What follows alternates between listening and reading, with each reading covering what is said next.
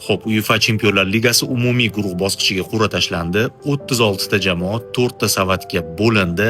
Har bitta jamoa 8 tadan uchrashuv o'tkazadi, 4 ta uyda va 4 ta mehmonda. Demak, birinchi savatdan boshlaymiz. Birinchi savatda albatta bizni City qiziqtiradi. Abduqodir Husanovning bo'lajak raqiblari, demak, PSG finalga teng o'yin, Barselona finalga teng o'yin, Portugaliyaning ikkita klubi Sporting va Porto, Napoli, Leipzig, AEK va Husanovning sobiq jamoasi Lens. Barselonaning raqiblari City, PSG, Aston Villa, Sporting, Feyenoord, Galatasaray, Como, Sabah.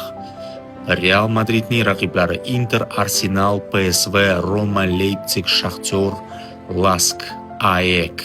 Bu endi ikkinchi savat. Yuqoridan pastga o'sha ikkinchi savatdan o'rin olgan jamoalar chapdan o'ngga ularning raqiblari. Endi har bittasini sanab o'tsam anchagina vaqtni oladi. Masalan, bitta misol Manchester United, Bavariya, Atletico, Roma, Sporting, Leipzig, Villarreal, Sabah va Como bilan o'ynaydi.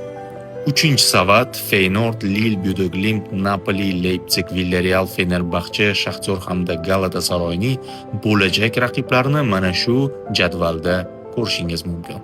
Ana endi 4-savat va bu yerda albatta Ozarbayjonning Sabah klubi bizni qiziqtiradi, chunki hamyurtimiz Umarali Rahmonaliyev aynan shu klubda o'ynaydi. Demak, Barselona, Arsenal, Borussia Dortmund, Manchester United, Napoli, Villarreal, Slavia hamda Viking.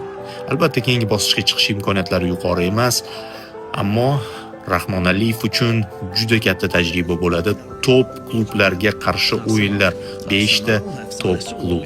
Hamyurtlarimizga omad tilaymiz. Chempionlar Ligasi 8-sentyabrdan start oladi.